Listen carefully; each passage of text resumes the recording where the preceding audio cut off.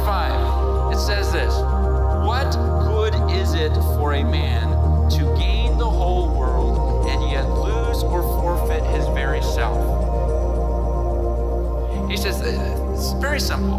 What good is it for a man to gain the whole world? Let's say you get the whole world. Okay, let's think about what that would mean. Let's say you don't deny yourself, okay? You don't deny yourself. You get everything you want. Whatever feels good, just do it. Just go after it. And let's say you get everything you want, okay? You gain the whole world. Let's say billions and billions of dollars, okay? You got an unlimited amount of money. And let's say you live to be 100 in perfect health. At 100, you're still, playing ball, you're running around, you're happy, you're healthy, you feel great. At 100 years old. At 100 years, from being a billionaire of all these years, you've got mansions everywhere, you're traveling the world. Anything your heart desires. You can experiment with any type of drug.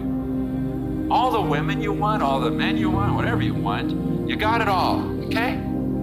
This is 100, just everything your heart desires you get. You're famous, you don't ever, ruin your reputation by following Jesus and preaching.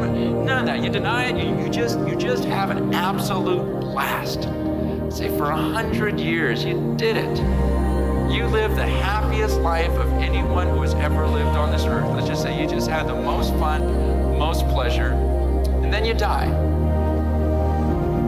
You die, and say the first 30 seconds of being in hell. Okay, the Bible describes hell as total darkness, and yet at the same time it refers to it as a lake of fire.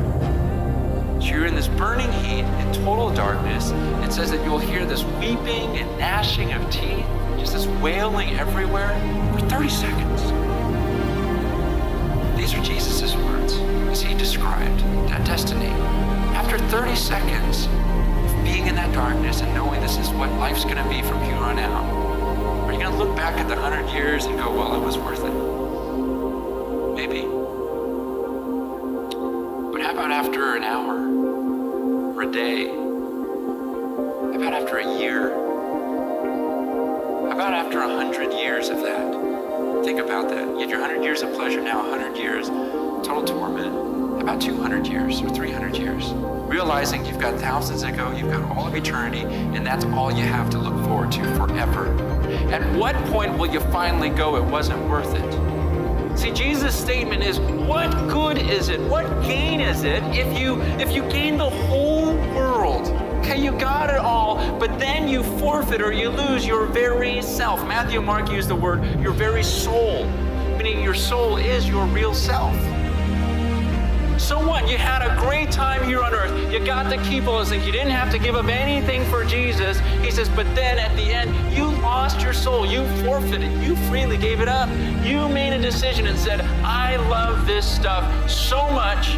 I'm going to hold on to it. And yes, I'll lose my soul, but I'm going to have a good time now. And Jesus, would you think about that? That's really worth it to you? That really makes sense to you? To give up your soul for the sake of gaining the world for a few years? See, while Jesus' words are difficult and we go, I gotta deny myself, I gotta take up my cross, be willing to die, oh man, I gotta give up all that, I have to follow him. He says, well, what's the alternative? You're gonna just go for the world and give up your soul?